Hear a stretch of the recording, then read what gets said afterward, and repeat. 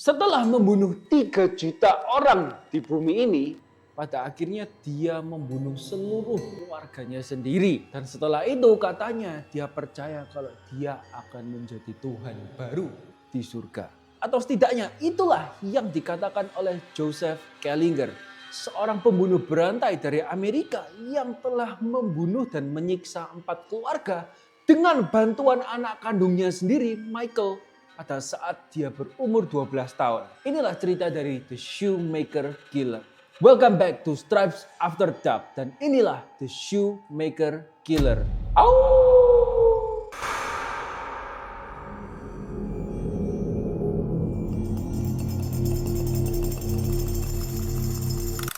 Lahir di tahun 1935, dia adalah seorang anak yatim piatu yang sudah hidup di rumah yatim piatu dari kecil. Sampai akhirnya ketika dia mulai besar dikit lah, kayak ya balita lah.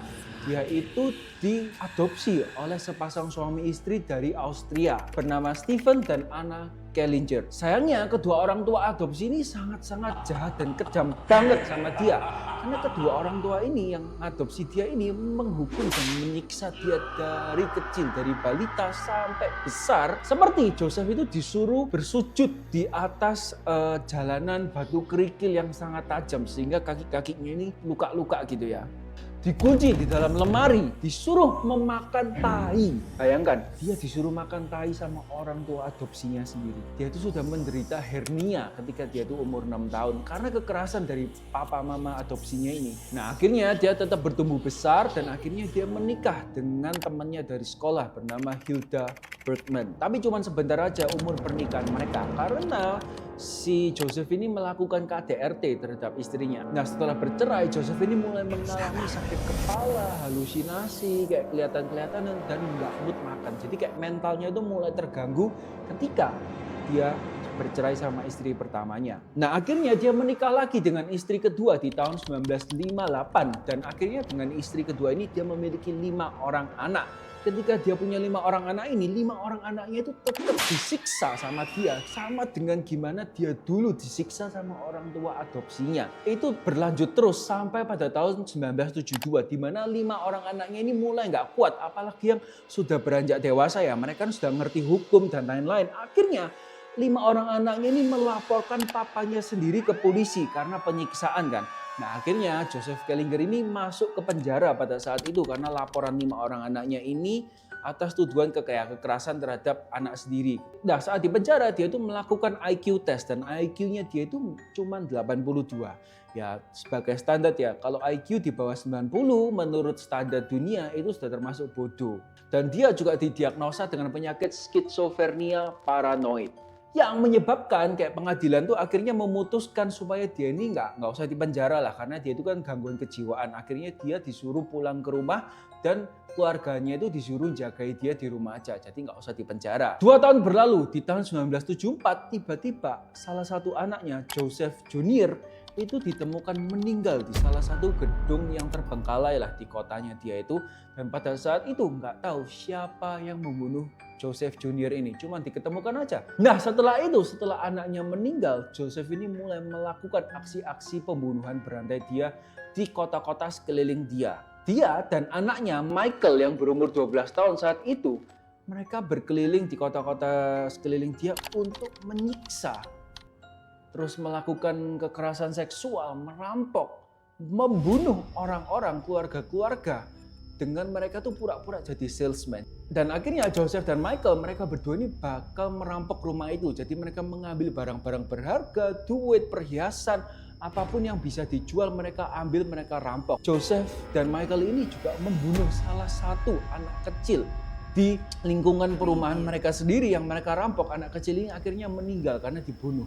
Nah, setelah itu Joseph dan Michael ini total guys, itu tuh dia itu merampok 4 rumah. Jadi kayak 4 keluarga itu dirampok, disiksa, tapi nggak semuanya dibunuh. Di rumah terakhir sebelum dia ketangkep, dia itu merampok dan menyiksa anggota keluarganya kan. Nah, ada satu orang anggota keluarganya itu baru pulang dari kerja. Namanya Maria Fasching, yaitu seorang suster muda di kotanya. Dia masuk rumah dan kelihatan keluarganya di Sandra gitu kan, dia akhirnya ngelawan, dia nggak mau nurut sama Joseph, dia mau lari, mau minta bantuan. Tapi karena dia kalah cepat sama Joseph itu ditusuk ini punggungnya ditusuk sama pisau dan akhirnya jatuh kan. Dan ketika itu langsung sama Joseph digorok lehernya dan akhirnya meninggal. Nah, jadi ini adalah korban terakhir dari Joseph dan Michael. Salah satu anggota keluarganya yang disandra itu karena marah atau takut, dia itu berhasil keluar dari tali yang diikatkan sama dia dan akhirnya mereka keluar rumah dan dia teriak-teriak, tolong sama tetangga-tetangganya supaya mereka dibantukan. Dan Michael sama Joseph mereka ketakutan, akhirnya mereka lari. Nah, ketika polisi datang untuk di rumah itu untuk menyelamatkan, ternyata Michael dan Joseph ini sudah berhasil lari dari kejaran polisi untuk saat itu. Ketika itu Joseph akhirnya membuang pisau dan bajunya dia yang berdarah-darah, yang kena darahnya orang yang dia bunuh itu di sampah. Nah, ternyata polisi ini mengikuti jejaknya Joseph dan dia bisa menemukan kayak baju dan pisaunya yang dibuang ke sampah itu. Dan akhirnya kayak bajunya itu ada kayak katanya ada tagnya laundry. Jadi bajunya itu kan kayak di laundry. Nah, tag laundrynya itu kayak kertasnya itu belum dibuang sama Joseph, masih nempel di bajunya. Dan akhirnya sama polisi di-track, bajunya itu di-track ke laundry siapa. Akhirnya ketahuan atas nama Joseph Gallagher dan akhirnya dia ditangkap dan dipenjara. Si anaknya yang Michael yang umur 12 itu masuk ke lembaga pemasyarakatan karena dia masih kecil. Nah, akhirnya ketika dia umur 21 dia dilepas, dia ganti nama. Nah, yang Joseph Gallagher itu dihukum